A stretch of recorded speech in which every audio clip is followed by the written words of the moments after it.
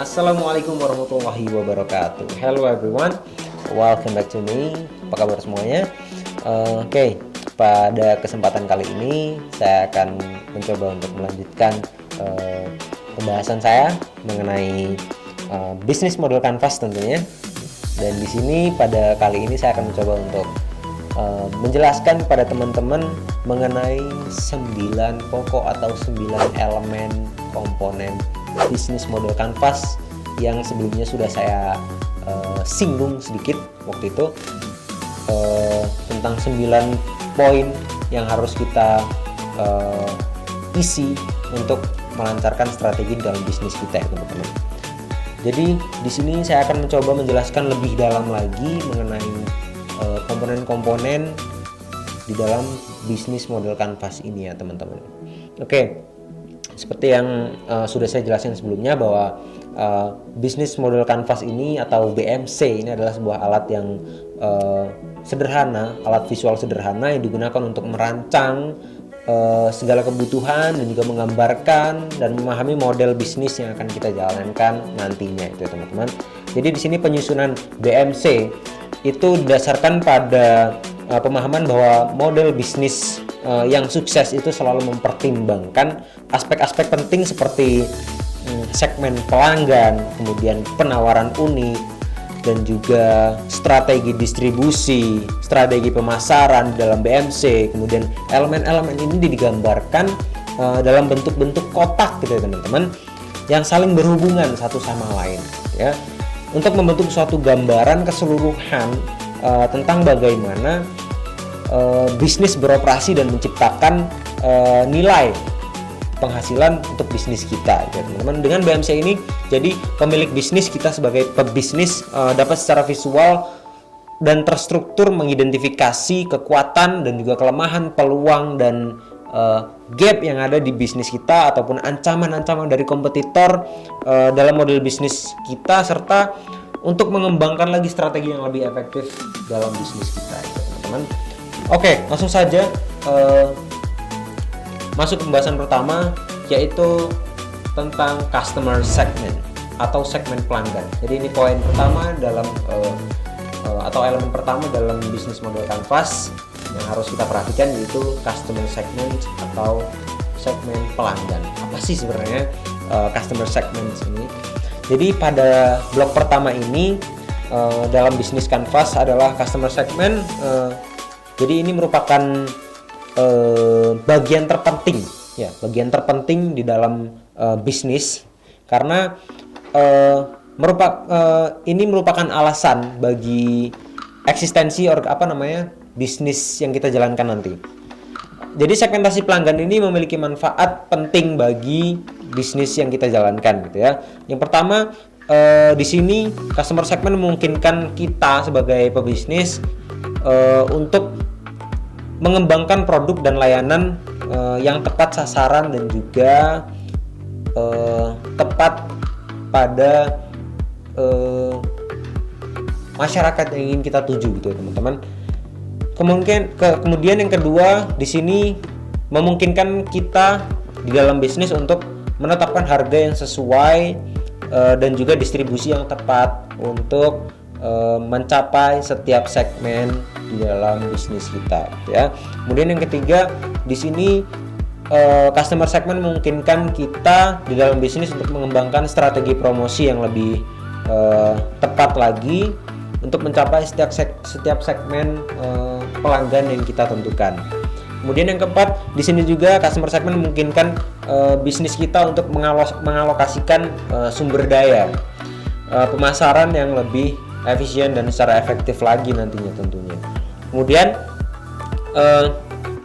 jika segmentasi pelanggan kita terlalu luas, itu nanti bisa dipastikan bahwa seorang pelaku bisnis atau kita sebagai pebisnis akan kesulitan untuk membangun komunikasi antara kita sebagai pemilik bisnis dan juga pelanggan gitu ya teman-teman. Maka dari itu pentingnya menentukan customer segment terlebih dahulu itu adalah untuk mengarahkan penentuan produk atau layanan yang kita sediakan kepada masyarakat atau yang kita tawarkan kepada segmen masyarakat gitu ya teman-teman. Misalnya kita memutuskan untuk memulai bisnis penjualan kopi gitu ya teman-teman.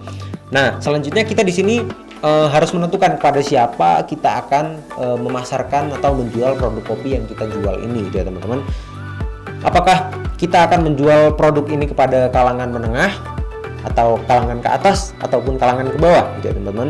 Jadi pilihan ini itu akan mempengaruhi produk yang kita tawarkan nantinya, kemudian layanan yang kita berikan kepada customer kita nantinya, dan juga lokasi ataupun tempat kita berjualan kopi tersebut gitu ya teman-teman.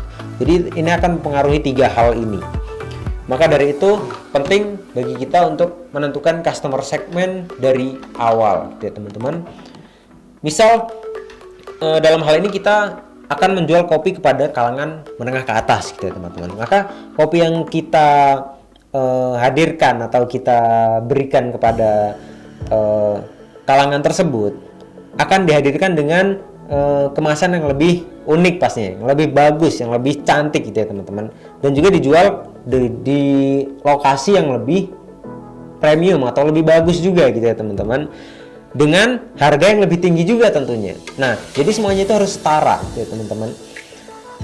Tapi kalau kita ingin menjual produk itu ke kalangan menengah ke bawah contohnya, mungkin tidak perlu fokus ke lokasi yang premium, yang lebih bagus, kemudian lokasinya yang strategis atau bagaimana. Tapi kita perlu hanya cukup untuk fokus kepada rasa kopi yang nikmat dan kuat saja mungkin gitu misalnya.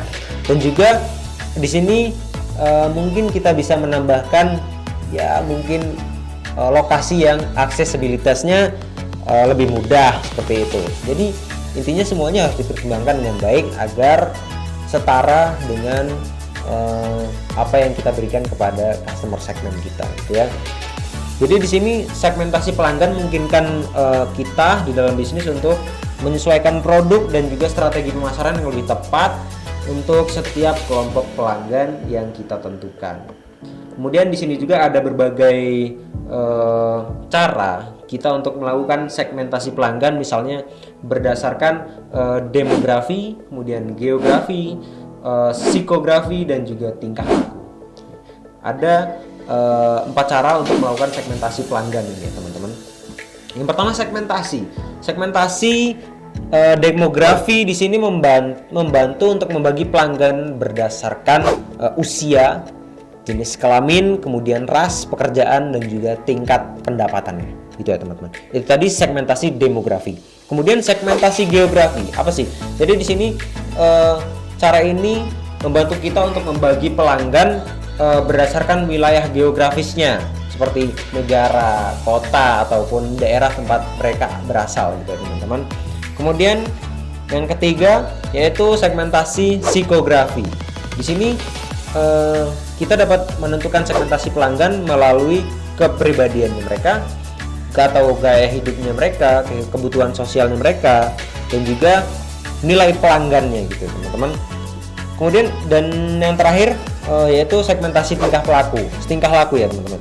Tingkah laku di sini membantu kita untuk menentukan segmentasi pasar kita melalui situasi, kesempatan, kemudian dan juga motivasi pelanggan kita untuk membeli produk kita itu apa. Jadi kita cari passion mereka, sebenarnya alasan mereka membeli produk kita itu apa. Nah, itu merupakan segmentasi dari tingkah laku gitu teman-teman. Kemudian untuk memperjelas dan memperinci konsep customer segment di dalam bisnis model canvas ini atau BMC ini, jadi di sini BMC membaginya menjadi 5 kategori berdasarkan kebutuhan customer gitu ya teman-teman. Yang pertama di sini ada mass market, ada pasar luas gitu ya, mass market. Jadi di sini mass market ini mencakup segmen pasar yang sangat luas dengan kebutuhan yang sama, gitu ya. Dicatat dengan kebutuhan yang sama dan pasarnya yang luas, gitu ya. Jadi contohnya di sini adalah bisnis bahan pokok pangan sehari-hari, gitu ya. Dimana semua orang baik kalangan ekonomi menengah ke bawah ataupun ke atas itu pasti membutuhkan bahan pokok seperti beras, gula, tepung misalnya gitu kan, dan juga minyak. Nah, ini disebut dengan mass market gitu ya.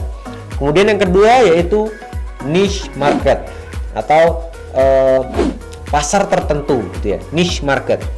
Jadi kategori kedua ini adalah pasar terbatas gitu ya, dimana kita menentukan customer secara spesifik gitu ya.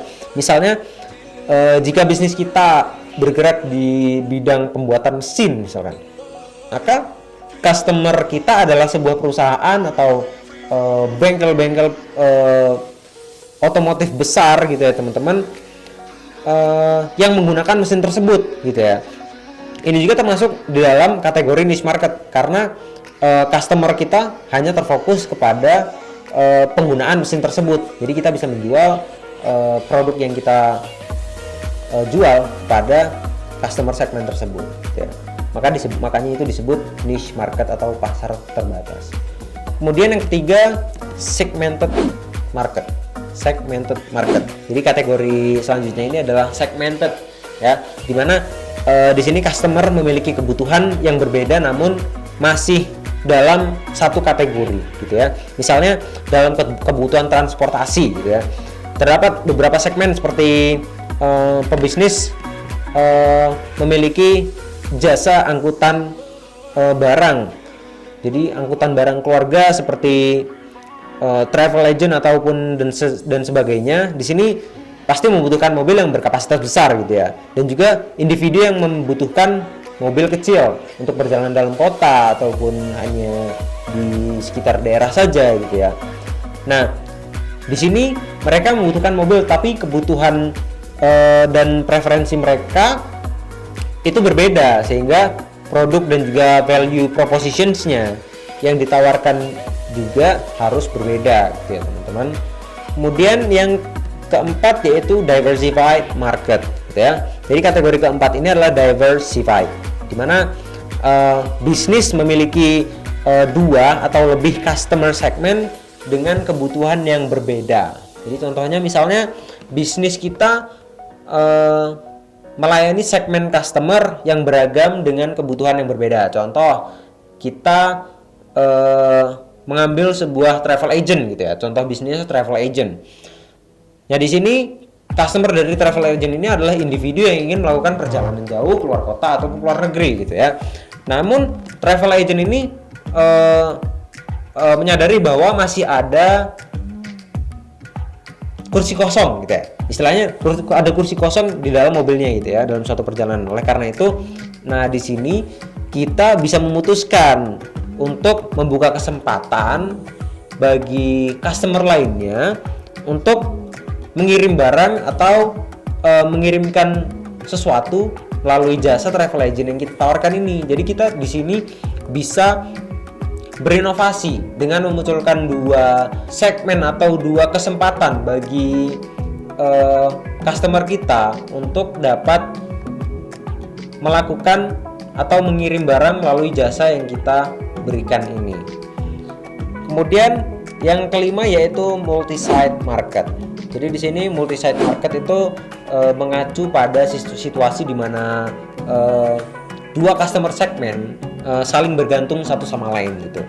Misalnya dalam bisnis tabloid atau iklan gitu ya, bisnis koran, iklan, terdapat dua customer segmen. Pertama, pembaca tabloid yang membeli tabloid tersebut, dan untuk membaca iklan yang kedua, pemasang iklan yang memanfaatkan tabloid tersebut untuk memasarkan produk yang dia jual atau layanan yang mereka jual gitu ya. Semakin banyak orang yang membeli tabloid tersebut, maka semakin banyak pemasang iklan yang tertarik untuk memasang iklan di dalam tabloid tersebut pastinya gitu kan. Sebaliknya, semakin banyak pemasang iklan atau semakin banyak menarik pembaca untuk membeli tabloid tersebut gitu ya. Jadi makanya itu saling timbal balik gitu ya, multi-site market. Jadi dalam bisnis ini kedua customer segmen saling mempengaruhi dan mendukung satu sama lain sehingga bisnis tersebut dapat bergantung pada keberadaan kedua segmen ini gitu ya. Kemudian itu tadi tentang customer segment. Kita lanjut saja pada poin yang kedua yaitu value propositions atau proposisi nilai. Ini adalah elemen kedua dalam bisnis model kanvas, yaitu proposisi nilai. Apa sih sebenarnya proposisi nilai? Jadi setelah sebelumnya kita menganalisis tentang customer segment kita selesai, maka setelah itu kita dapat menentukan blok yang kedua, yaitu proposisi nilai ini atau value propositions itu gitu. Jadi value propositions ini atau secara ringkas value provided gitu ya. Ini adalah suatu manfaat bagi pelanggan yang kita berikan gitu ya. Ini adalah nilai dari produk atau layanan jasa yang kita berikan kepada customer kita. Value we are provided to our customer gitu ya teman-teman. Apa sih sebenarnya manfaat atau nilai dari produk atau jasa yang kita berikan kepada customer kita melalui bisnis kita? Jadi value proposition ini di sini tidak hanya merujuk kepada produk fisik, tapi juga melainkan lebih fokus pada nilai unggul dari produk atau jasa yang kita tawarkan kepada pelanggan. Jadi di sini juga berguna untuk mempengaruhi kebutuhan mereka gitu ya. Jadi nilai ini atau value ini yang menjadi penyebab mengapa seseorang mau memberikan uangnya kepada kita untuk membeli produk atau jasa yang kita berikan gitu teman-teman. Sehingga tanpa adanya value maka tidak ada transaksi gitu. Tidak ada income yang kita dapatkan gitu. Maka dari itu kita harus menentukan proposisi nilai yang tepat untuk customer kita. Kemudian di sini jika proposisi nilai yang kita berikan itu kuat, maka otomatis itu dapat membantu menarik pelanggan gitu teman-teman, membangun loyalitas, kemudian meningkatkan penjualan. Namun perlu diingat juga bahwa proposisi nilai ini harus selaras, harus setara dengan produk atau layanan yang sebenarnya kita tawarkan gitu ya. Jadi proporsi nilai yang tidak konsisten dengan apa yang kita tawarkan itu akan membuat pelanggan kecewa pastinya. Kemudian proposisi nilai di sini yang kuat itu juga dapat membantu menarik pelanggan tadi ya pastinya, menarik pelanggan dengan layanan yang kita jual gitu kan.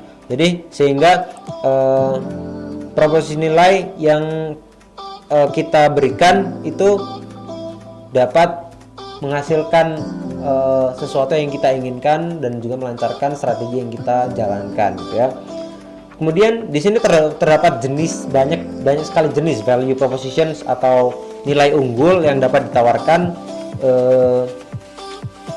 dalam bisnis kita itu. Contohnya ya.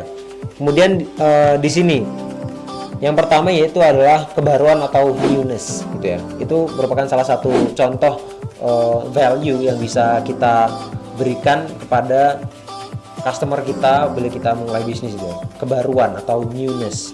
Jadi dalam membangun bisnis ini dan juga dalam merancang value propositions penting untuk kita untuk menentukan atau membuat hal baru yang dapat ditawarkan kepada pelanggan gitu sih. Jadi di sini kalau ada pertanyaan yang bisa membantu merumuskan hal tersebut adalah apa sih hal yang belum dimiliki oleh pelanggan atau kompetitor dalam bisnis yang sedang kita jalankan gitu kan.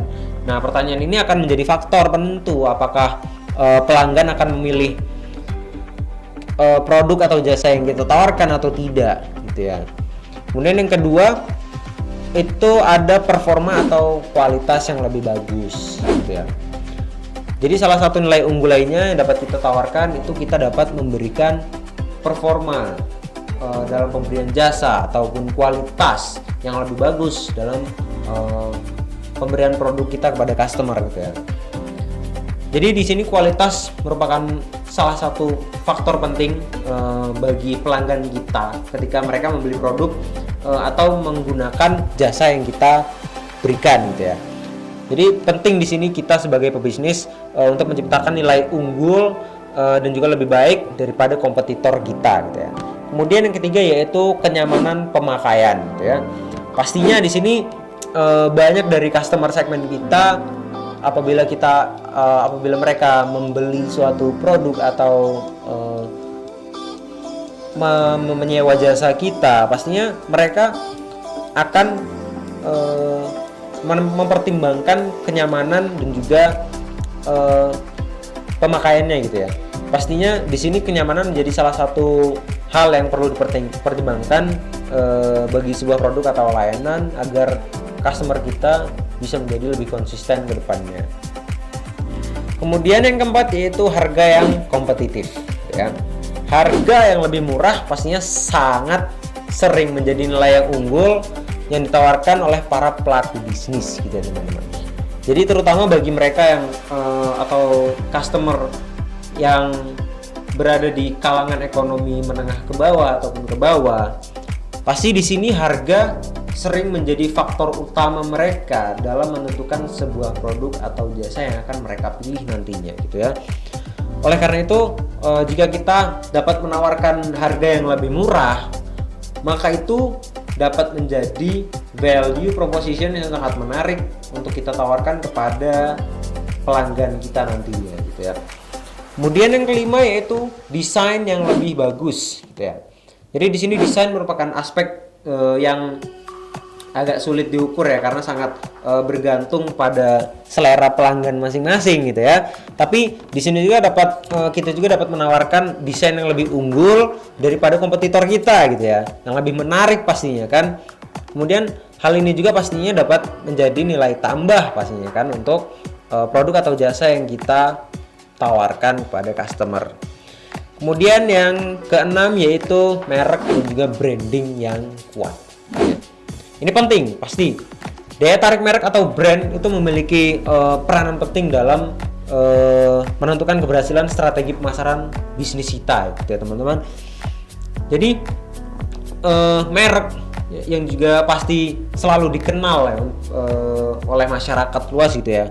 Jadi merek ini adalah suatu pokok penting dalam suatu produk atau jasa, karena merek ini adalah ya suatu hal yang pasti selalu diingat oleh semua orang untuk kembali membeli produk yang kita tawarkan gitu ya. Jadi melalui sebuah konsep visual gitu ya, melalui tema atau kata-kata dari logo kita, kemudian simbol dan juga elemen lain yang bisa kita pertimbangkan untuk kita gunakan untuk membuat mereka para customer kita mengenal lebih baik lagi produk yang kita berikan atau jasa yang kita tawarkan kepada mereka gitu ya. Serta di sini juga kita harus bisa membedakan, harus mempunyai ciri pembeda antara produk yang kita tawarkan dengan produk pesaing yang lainnya gitu ya. Kemudian yang terakhir yang ketujuh yaitu kemudahan akses gitu ya. Jadi selanjutnya di sini keunggulan yang bisa kita tawarkan yaitu kemudahan dalam mengaksesnya gitu ya. Aksesibilitas ini menjadi salah satu poin penting juga dalam bisnis gitu ya. Sebagai contoh pusat kebugaran jasmani atau klub gitu ya, itu menyediakan hak akses kepada anggotanya atau pada customernya untuk menggunakan fasilitas kebugarannya gitu pastinya kan. Semakin banyak akses yang ditawarkan, yang kita berikan kepada mereka, itu pasti akan meningkatkan juga nilai tambah dan juga branding yang kita berikan kepada customer kita gitu kan. Itu juga akan menjadi nilai tambah produk atau jasa yang kita berikan di antara pesaing-pesaing yang lainnya gitu ya teman-teman. Itu tadi untuk value proposition. Kemudian kita langsung saja lanjut poin yang ketiga atau blok bisnis model canvas yang ketiga tentang channels atau saluran. Jadi ini adalah elemen ketiga, salah satu elemen yang penting juga dalam bisnis tentang channels atau saluran. Jadi di sini channels atau saluran ini pada umumnya terbagi menjadi dua bagian besar gitu ya teman-teman, yaitu saluran pemasaran dan juga saluran distribusi gitu ya. Jadi saluran pemasaran ini adalah media atau ruang yang kita gunakan untuk mengenalkan atau menawarkan produk serta layanan yang kita berikan kepada customer kita gitu ya. Kemudian saluran distribusi ini merupakan jalur yang dapat kita gunakan sebagai pebisnis untuk mendistribusikan produk atau jasa yang kita berikan kepada customer kita. atau kepada pelanggan kita gitu ya. Kemudian di sini setidaknya ada 5 5 fungsi yang harus kita perhatikan dalam memilih channel gitu ya. Jadi kita tidak boleh asal-asalan memilih channel distribusi maupun channel saluran pemasaran gitu ya. Jadi kelima fungsi ini digunakan untuk menciptakan awareness gitu ya. Awareness untuk menciptakan ketertarikan, memungkinkan pelanggan untuk membeli, mendeliver dan juga mendeliver value dan juga memberikan impact-nya kepada orang lain juga gitu ya, pasti pasca pembelian produk yang kita berikan gitu ya. Kemudian di sini dijelaskan bahwa channels itu mencakup 5 fase dari apa yang dikenal dengan proses pemasaran. Fase-fase itu yang pertama itu bagaimana calon pelanggan atau calon customer kita mengetahui bahwa bisnis kita bisa membantu mereka. Itu gimana sih caranya biar mereka tahu kalau bisnis atau produk jasa kita bisa membantu mereka, gitu kan? Kemudian yang kedua, bagaimana mereka akan memutuskan untuk membeli jasa dari bisnis kita atau produk dari bisnis kita gitu ya. Kemudian yang ketiga, bagaimana mereka akan membelinya gitu.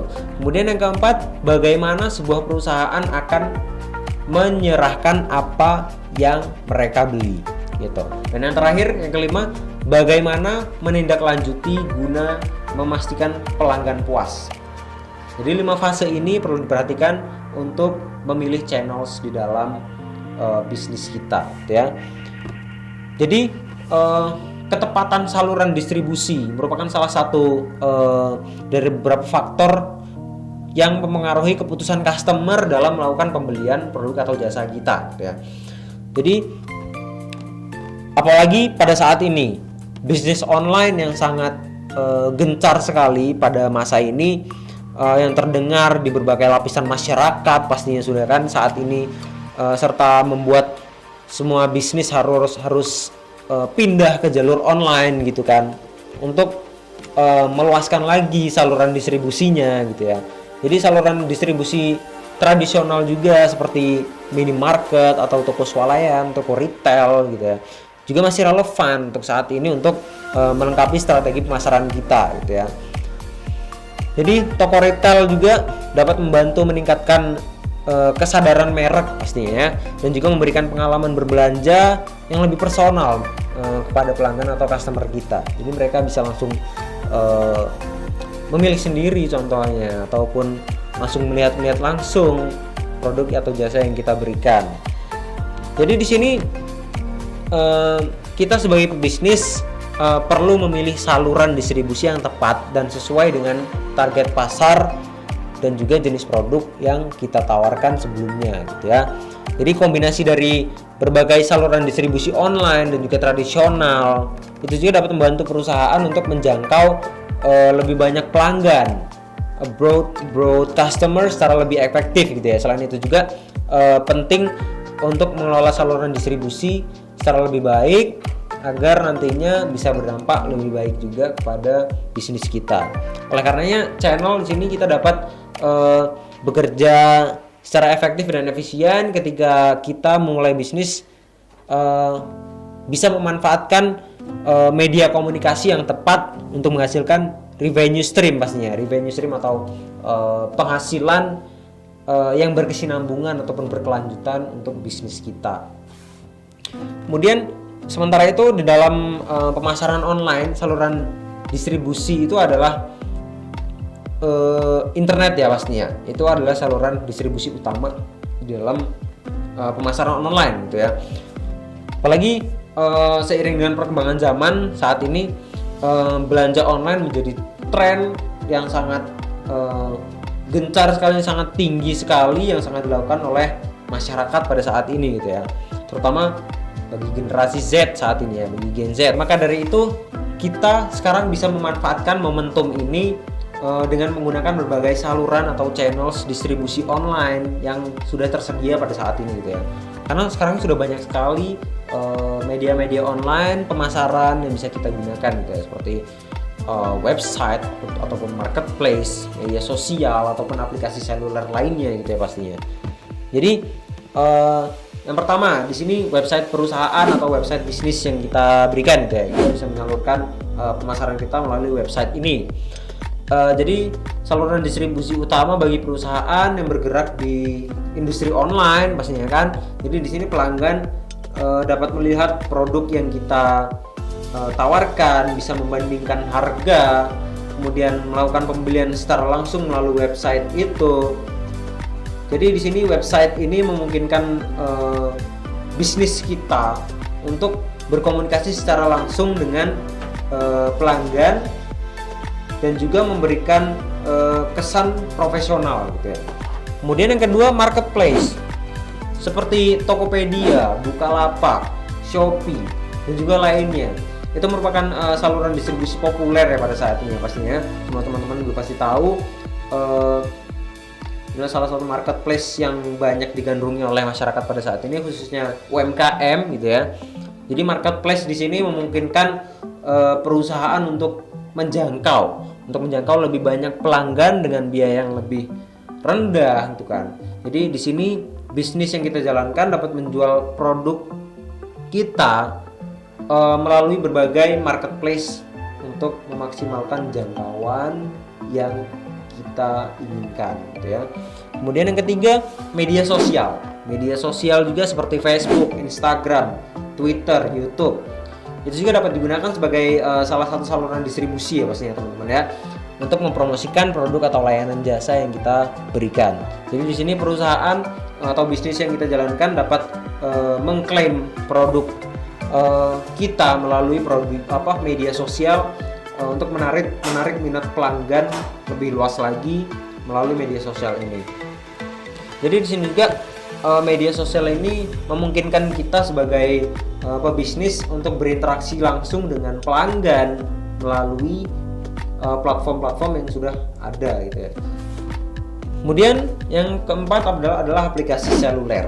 Ya, aplikasi seluler khususnya yang dapat digunakan sebagai saluran distribusi yang efektif bagi perusahaan, dapat menggerakkan atau menargetkan pelanggan generasi milenial dan generasi Z pada saat ini kan. Jadi di sini pelanggan dapat mudah dengan mengakses informasi produk dan juga melakukan pembelian melalui aplikasi seluler, dan juga memungkinkan bisnis yang kita jalankan melakukan pemasaran berbasis luas gitu ya, tidak menjangkau lokasi manapun gitu. Mungkin itu saja 3 pokok elemen penting pertama yang saya jelaskan. Terima kasih.